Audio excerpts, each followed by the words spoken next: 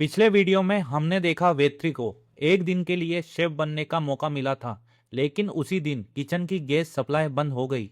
फिर भी वेत्री ने हार नहीं मानी। उसने चूल्हे की आग पर पूरा लंच तैयार किया। विदेशी मेहमान भी उसकी डिश के दीवाने हो गए, लेकिन नेदुमारन को यहाँ बिल्कुल पसंद नहीं आया। उन्होंने वेत्री को दोबारा किचन से बाहर कर दिया। उधर ऐश्वर्या ने वेत्री का साथ दिया और विक्की को अपनी बदतमीजी की सजा मिली। और आखिर में दीपक ने पार्टी में ऐसा ऐलान कर दिया जिससे रिया पूरी तरह टूट गई। अब आगे ऐश्वर्या की जिंदगी अब एक ऐसे मोड़ पर आ चुकी थी जहां उसे एक बहुत बड़ा फैसला लेना था। यह फैसला या तो उसे एक मशहूर सिंगर बना सकता था या फिर उसका सपना हमेशा के लिए खत्म हो सकता था। वह अपनी परेशानी वेनी को बताती है, लेकिन वेनी सिर्फ इतना कहती है, जो तुम्हारा दिल कहे वही करना, किसी और के लिए अपनी जिंदगी मत जीना। इधर रिया दीपक से बहुत नाराज थी, क्योंकि उसने अपनी मर्जी के बिना सबके सामने उसकी प्रेगनेंसी की बात बता दी थी। बात इतनी बढ़ गई कि गुस्से में दीपक रिया पर हाथ उठाने की कोशिश करता है। तभी राजन वहां पहुंच जाता है। वहां दीपक का हाथ पकड़ लेता है और रिया को बचा लेता है। लेकिन दीपक इस बेइज्जती को भूल नहीं पाता।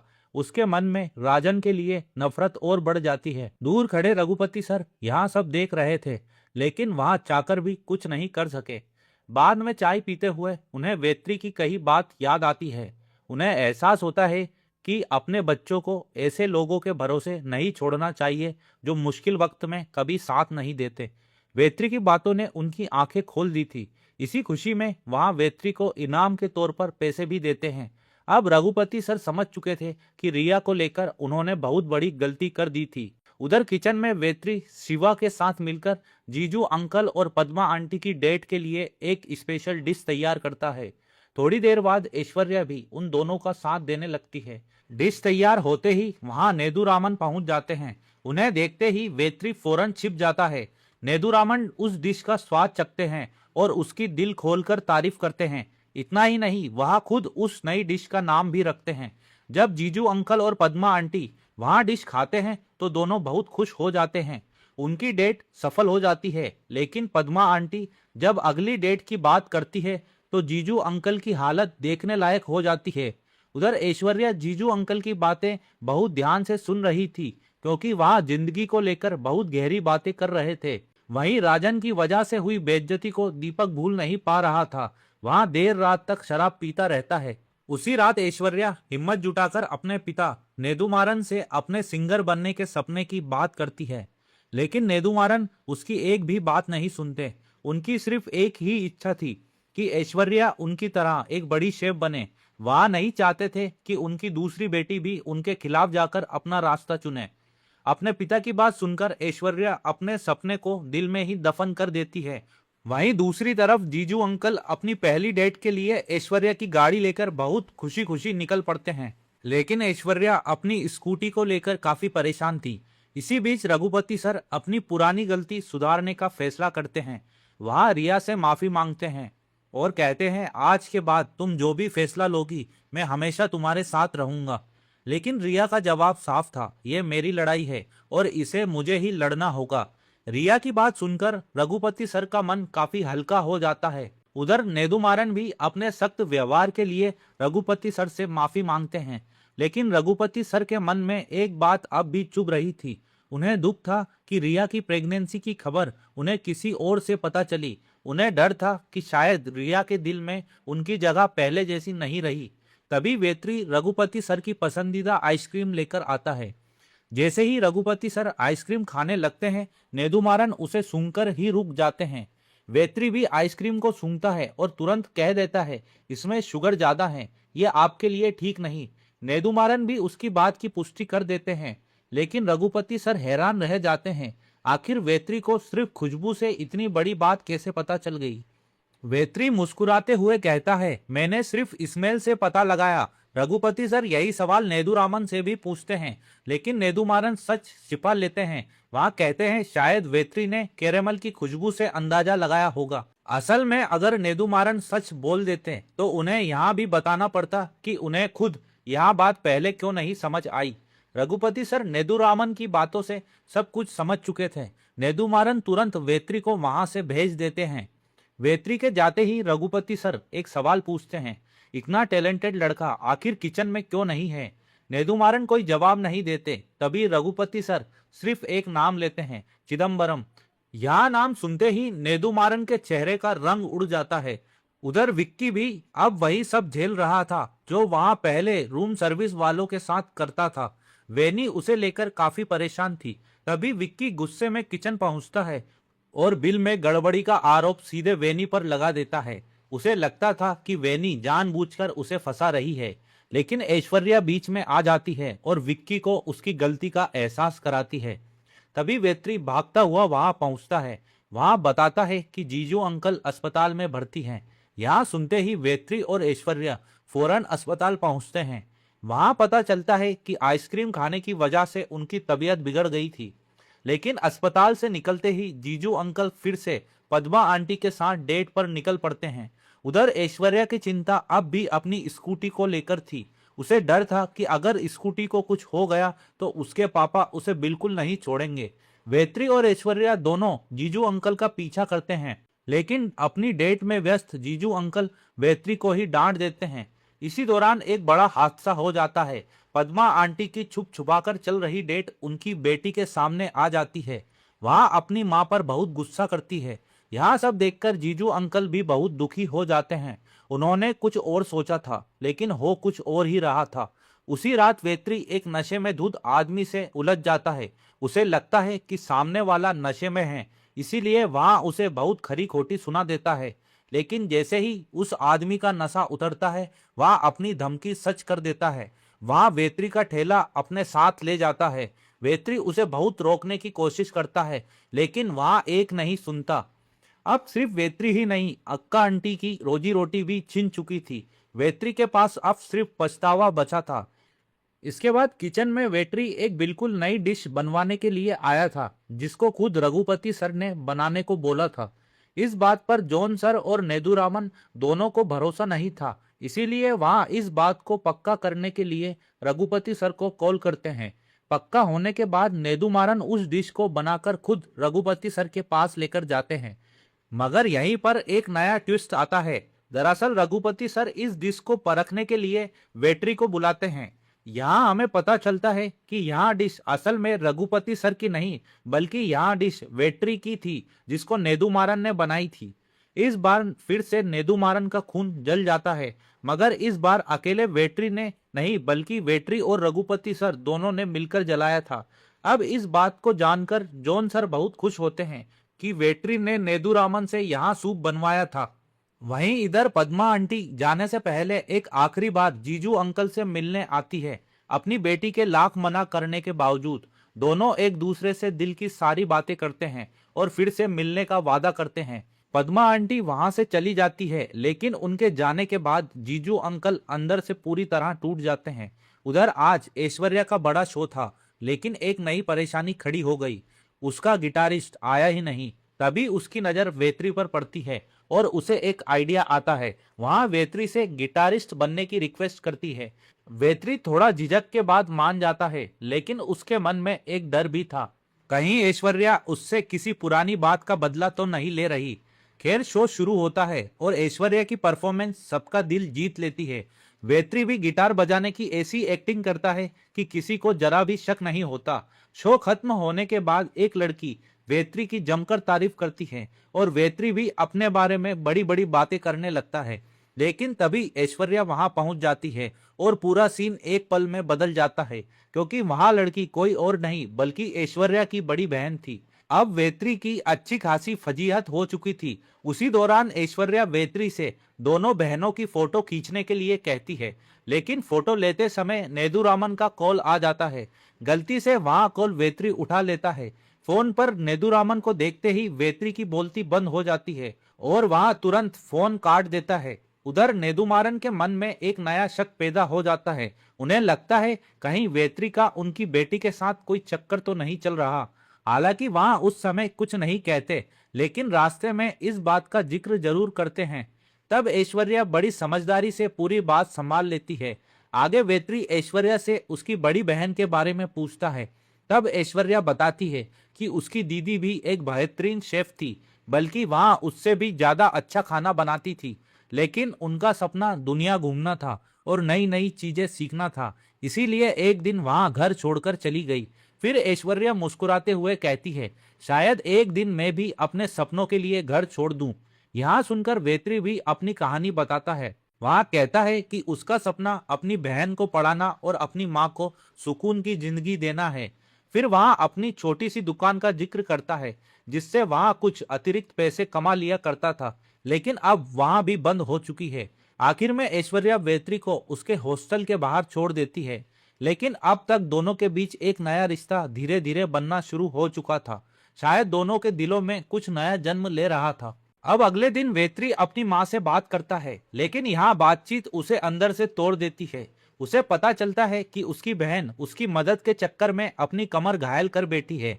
यहाँ सुनकर वेत्री बहुत परेशान हो जाता है। उसी समय पांडी उसके पास आता है।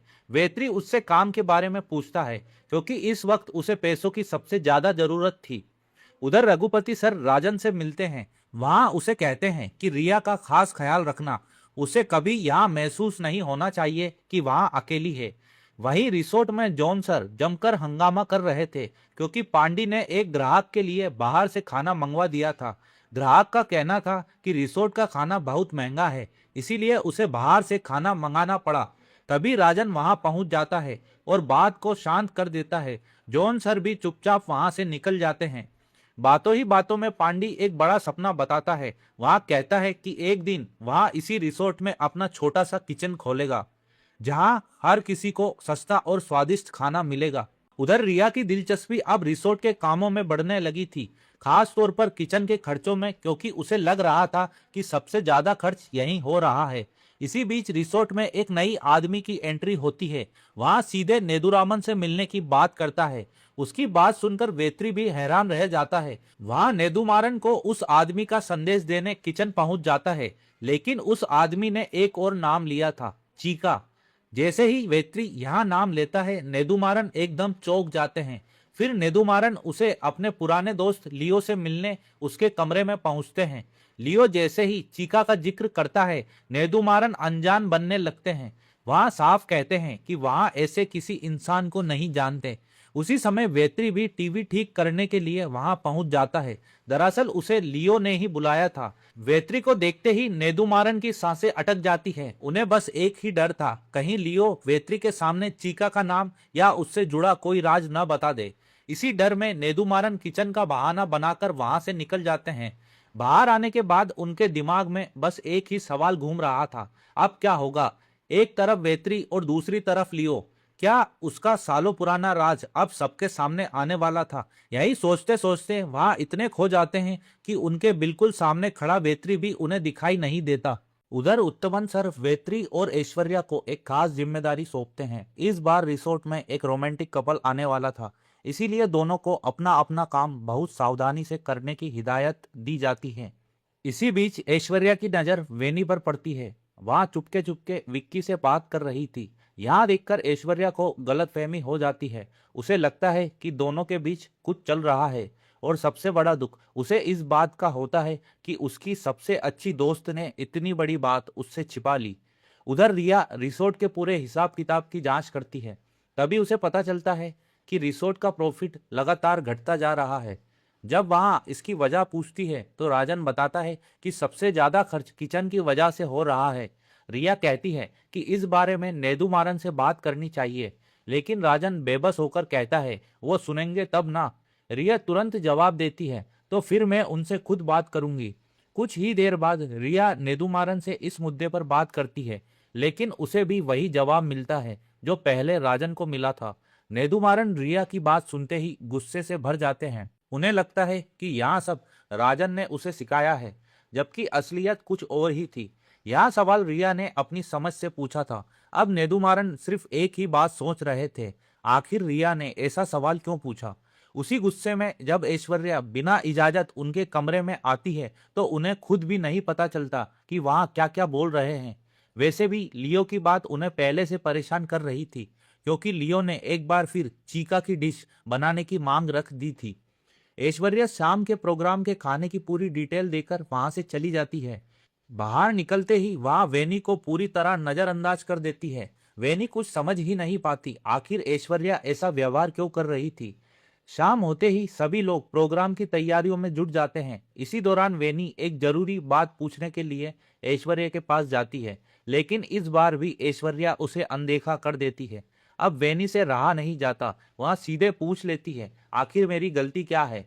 तब ऐश्वर्या अपने दिल की बात कह देती है। वहां पूछती है, इतनी अच्छी दोस्त होकर भी तुमने मुझसे यहाँ बात छिपाई क्यों। वेनी रोते हुए बताती है कि विक्की ने उसे किसी को भी कुछ ना बताने के लिए कहा था, क्योंकि अगर यह बात नेदुमारन तक पहुंच जाती तो दोनों की नौकरी चली जाती। लेकिन इतनी सफाई देने के बाद भी ऐश्वर्या उसकी एक बात नहीं मानती और वहां से चली जाती है। वेनी वहीं खड़ी खड़ी रोती रह जाती है। थोड़ी देर बाद ऐश्वर्या पांडी और वेत्री की बातें सुन लेती है। उसे पता चलता है कि पांडी ने वेत्री को बताए बिना उसके बैग से 2,000 रुपए निकाल लिए थे। ऐश्वर्या को लगा कि अब वेत्री जरूर गुस्सा होगा, लेकिन वेत्री कुछ भी नहीं कहता। यहाँ देखकर ऐश्वर्या उससे पूछती है, तुमने उसे डांटा क्यों नहीं। वेत्री मुस्कुराकर कहता है, शायद उसने किसी मजबूरी में पैसे लिए होंगे। बस यहीं ऐश्वर्या को वेदनी की बात याद आ जाती है। उसे एहसास होता है कि उसने अपनी दोस्त को बिना सच जाने ही गलत समझ लिया था। वहां फौरन वेनी के पास जाती है, उससे अपनी गलती की माफी मांगती है और दोनों की दोस्ती एक बार फिर पहले जैसी हो जाती है। इसके बाद वहां पल आता है जिसका उस रोमांटिक कपल को बेसब्री से इंतजार था। पूरा कार्यक्रम बहुत शानदार तरीके से होता है और वेत्री भी अपनी कैमरा स्किल्स से सबका दिल जीत लेता है। उधर विक्की के अंदर गुस्से की आग धीरे धीरे बढ़ती जा रही थी। उसे लगता था कि सबने मिलकर उसे फंसा दिया है और अब बाकी सभी आराम से अपनी जिंदगी जी रहे हैं। विक्की की इसी कमजोरी का फायदा श्रीनिधि उठाती है। वहां उसके गुस्से को और भड़काने लगती है ताकि विक्की उसके पक्ष में आ जाए। हालांकि दोनों ही एक बड़ी गलतफहमी में जी रहे थे। आपको क्या लगता है, क्या विक्की सच में सही है या फिर वहां किसी के बहकावे में आ चुका है? आपकी राय कमेंट में जरूर बताइए। अब उधर पांडी और वेत्री बचा हुआ खाना लेकर अक्का आंटी के घर पहुंचते हैं, लेकिन वहां पहुंचते ही उन्हें घर के अंदर जोर जोर से झगड़े की आवाजें सुनाई देती है। यहाँ देखकर वेत्री का दिल बैठ जाता है। उसे लगता है कि इस हालत का जिम्मेदार वह खुद है। अगर उस रात उसने उस नशेड़ी से बहस ना की होती तो आज अक्का आंटी का ठेला बंद नहीं होता।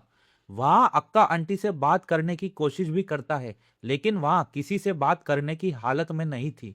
तभी वेत्री को पांडी की कही हुई बात याद आती है, क्यों ना रिसोर्ट के अंदर ही एक छोटा सा किचन शुरू किया जाए। बस यहीं से दोनों इस आइडिया पर काम शुरू कर देते हैं। पांडी वेत्री के हौसले को और बढ़ाता है और वेत्री भी पूरी तरह तैयार हो जाता है। अब दोनों रिसोर्ट में ऐसी जगह ढूंढने निकल पड़ते हैं जहां कोई आता जाता ना हो। काफी तलाश के बाद वेत्री को रिसोर्ट का एक सुनसान कोना याद आता है जहां किसी का ध्यान शायद ही कभी जाता हो। जगह तो मिल जाती है, लेकिन अब सबसे बड़ी समस्या थी पैसों की। बिना पैसे किचन की शुरुआत नामुमकिन थी। तभी पांडी के दिमाग में एक नाम आता है, शिवा। शिवा का सपना एक दिन हेड शेफ बनने का था और उसके पास पैसों की भी कमी नहीं थी। बस दोनों उसी सपने का सहारा लेते हैं। वे शिवा को भविष्य में हेड शेफ बनने का सपना दिखाकर निवेश करने के लिए मना लेते हैं। इसके बाद तीनों चुपचाप किसी की नजर से बचते हुए अपना छोटा सा किचन तैयार करना शुरू कर देते हैं। उधर रिसोर्ट में एक ग्राहक जमकर हंगामा कर देता है क्योंकि विक्की गलत ऑर्डर पहुंचा देता है, लेकिन अपनी गलती मानने के बजाय वहां पूरा दोष किचन स्टाफ पर डाल देता है।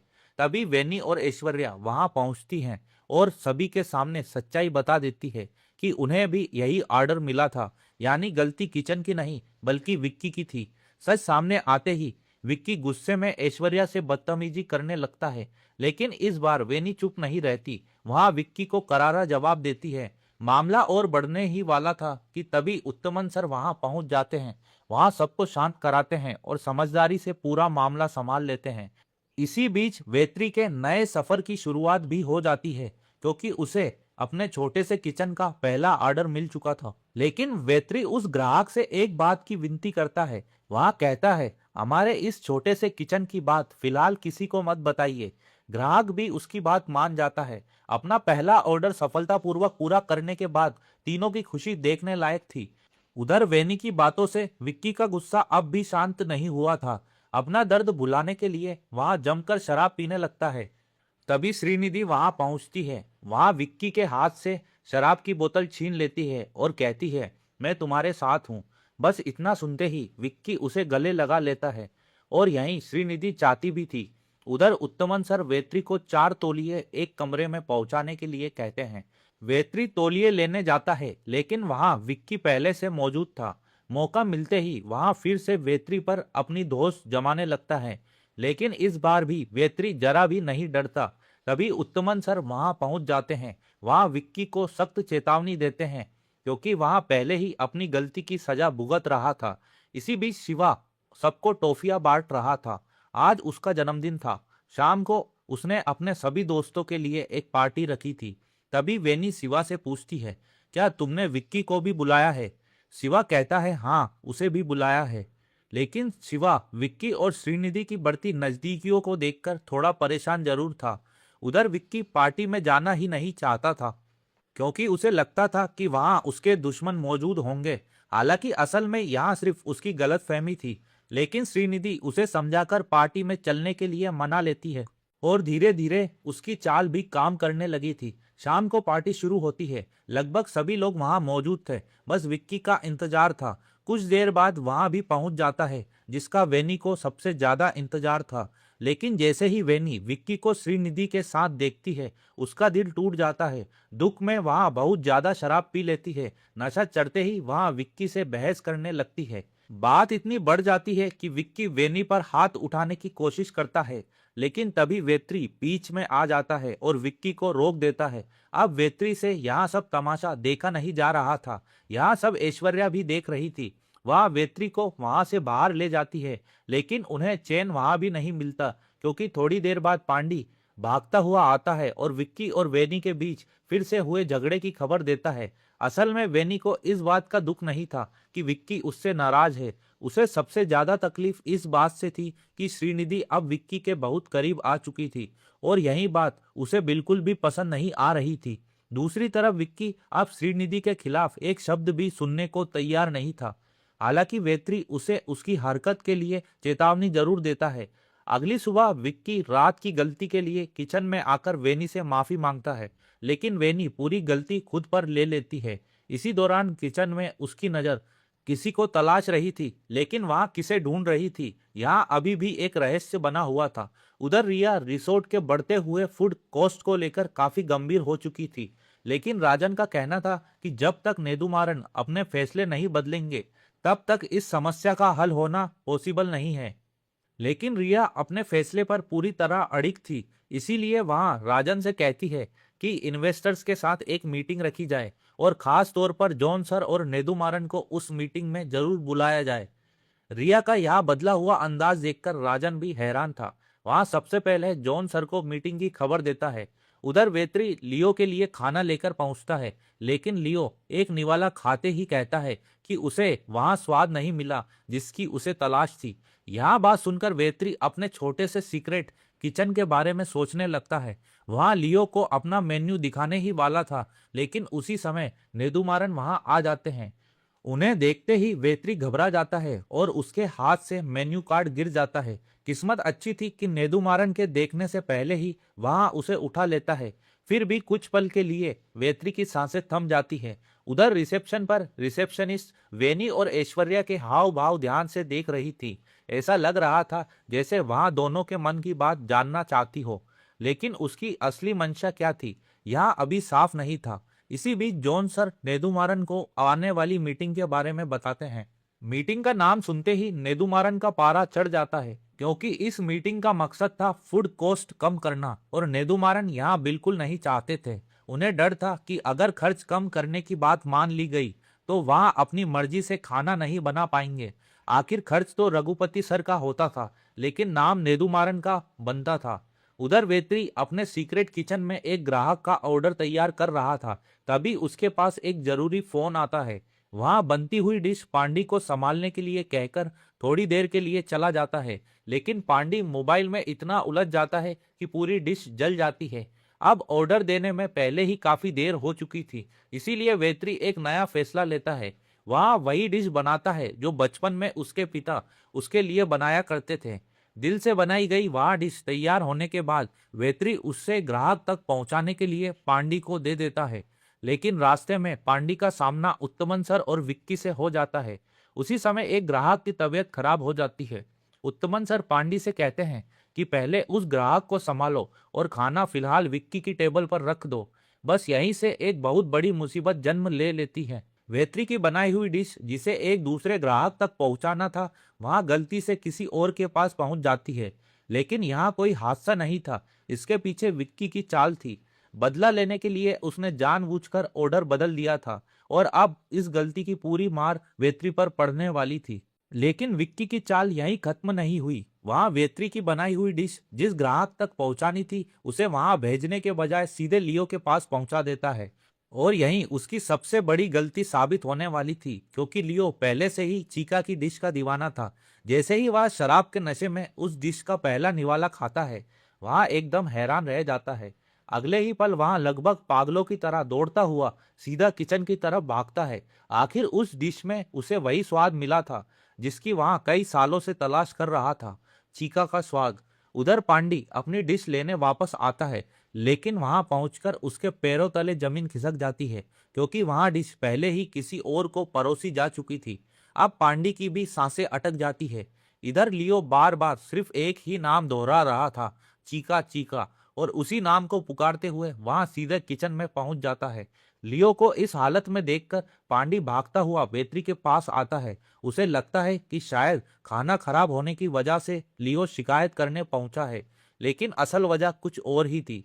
किचन में पहुंचकर लियो चीका के बारे में पूछने लगता है, लेकिन ना तो जॉन सर उसकी बात को गंभीरता से लेते हैं और ना ही नेदुमारन। दोनों को लगता है कि लियो नशे में उल्टी सीधी बातें कर रहा है, इसीलिए मामला वहीं का वहीं रह जाता है और फिलहाल वेत्री और पांडी बच जाते हैं। लेकिन इस घटना के बाद दोनों के दिलों में एक नया डर घर कर चुका था। आखिर अगर लियो को सच का पता चल गया तो क्या उनके सीक्रेट किचन का राज सबके सामने आ जाएगा, या फिर चीका का नाम नेदुमारन के सालों पुराने किसी छिपे हुए सच का पर्दाफाश करने वाला है। आपको क्या लगता है? आपकी राय कमेंट में जरूर बताइए। और आपको मेरा एक्सप्लेनेशन अच्छा लगा हो तो वीडियो को लाइक करना और चैनल को सब्सक्राइब करना मत भूलना। मिलते हैं इसके अगले पार्ट में। Thank you for watching.